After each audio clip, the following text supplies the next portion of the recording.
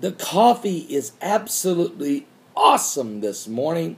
The day is starting great, and my radio show is going to be powerful, so you don't want to miss it this afternoon at libertybroadcastingnetwork.com. That's libertybroadcastingnetwork.com. I'll be on from 12 to 3 p.m. Eastern Standard Time today. The name of the show is The Coming Apocalypse. It's going to be a powerful time in the Lord. Hey, let's go quickly to the Middle East. We've got to talk about Iran. The war of attrition is brewing with Iran over the Gulf oil routes. Now, this this article came to me by my buddy James McKay.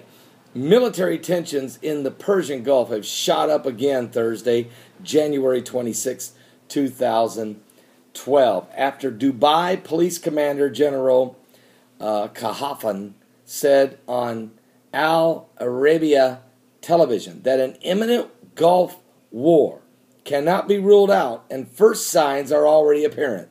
The world will not let Iran block the Straits of Hormuz, but Tehran, Iran can narrow the strait to the maximum, he said.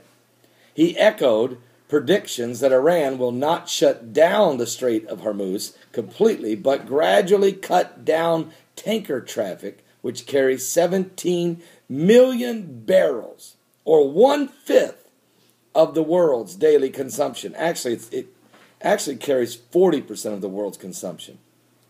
Anyway, Iranian sources are reporting that the rule of thumb Tehran has devised for confront sanctions is to respond to the tightening of the oil embargo by having the Revolutionary Guards gradually narrow the amount of tankers through the shipping lanes through the strategic strait.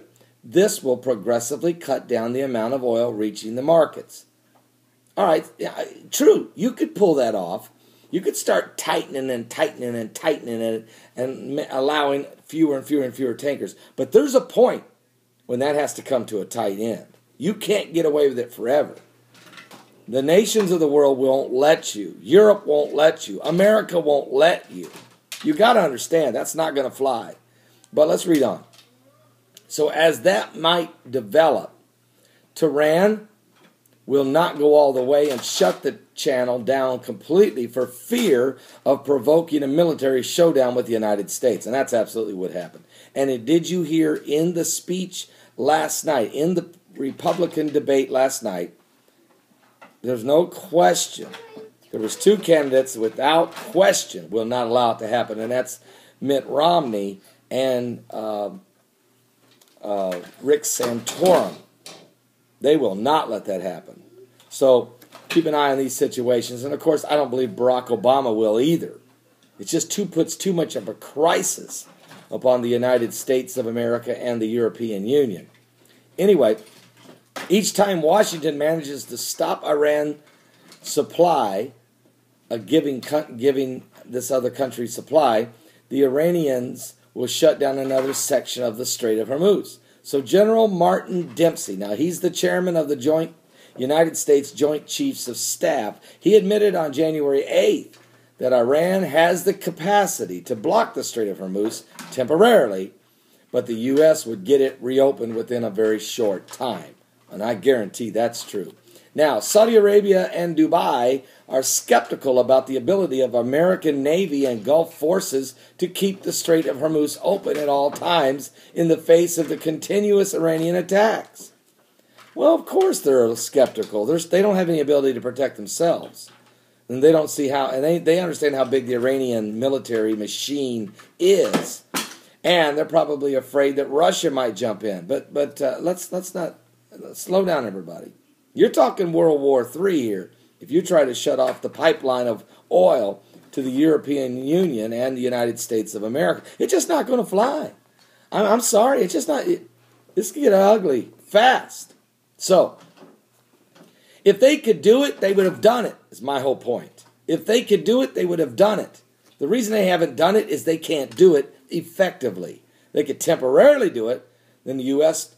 The United States, the Royal Navy of England, maybe even the Australians, throw in the Canadians, even the French. I mean, they're going to blow a hole through that. That thing's going to stay open. Now, they could take some pot shots. That's going to slow down the amount of tankers who will feel safe enough to go through there. It will also raise the price of oil.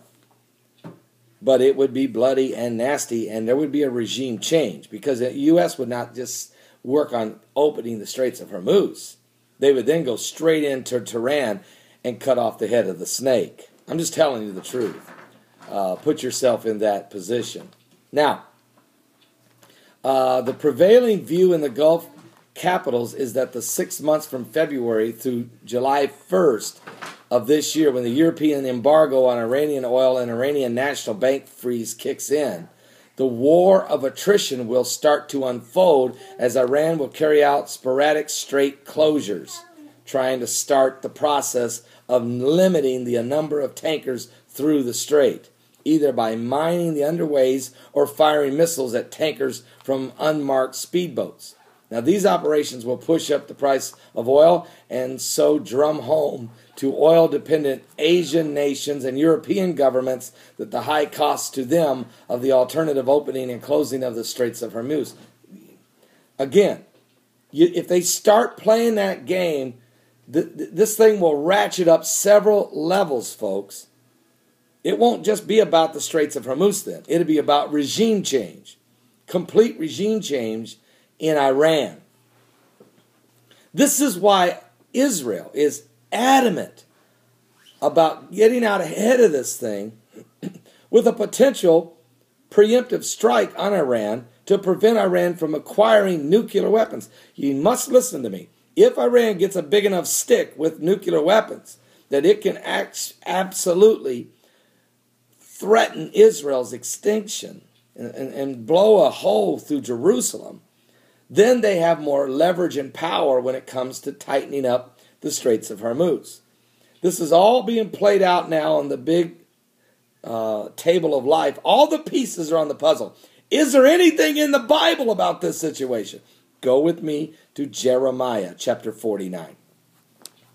You can read about the destruction of Damascus in the first part of the chapter in Jeremiah 49, verses 23 through 27. But we already know Damascus is going to go down. We already know Assad is defeated, according to the Bible.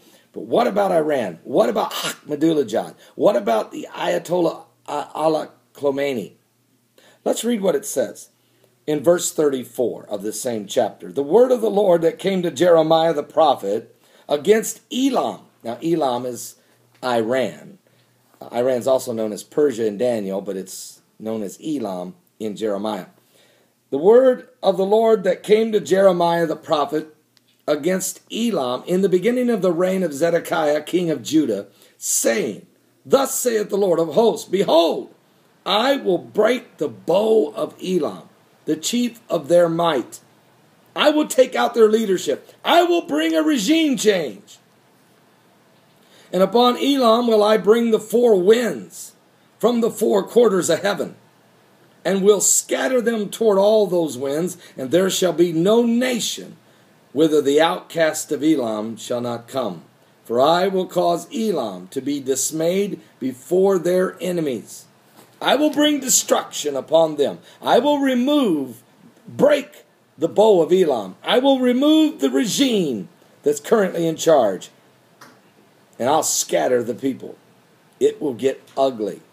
And the reason it's going to happen is because of this constant threat by Iran's president, Ahmadinejad, to blow Israel off the face of the map. And the reason he keeps saying that is he believes that's how he brings about the Muslim Messiah, the Ali Mahdi, or the 12th Imam. He believes Allah will let this happen. Bring Jesus along, tag along with him. I mean, this is the ideology. This is the eschatology of the ideology of the theology that's being presented not only by Ahmadinejad of Iran, but the entire Iranian nation. The Shiites in Iran believe this is their destiny. Folks, stay with this thing. It's going to get ugly. It's going to get uglier and then get uglier. But Christ is going to return. You need to make sure you're right with God. And if you need to be saved, many of you do, send me a personal message. Do it now, right here on this YouTube channel, and title it, I Want to Be Saved. I want to be saved. I want to be saved. I want to be saved. Do it now. In Jesus' name.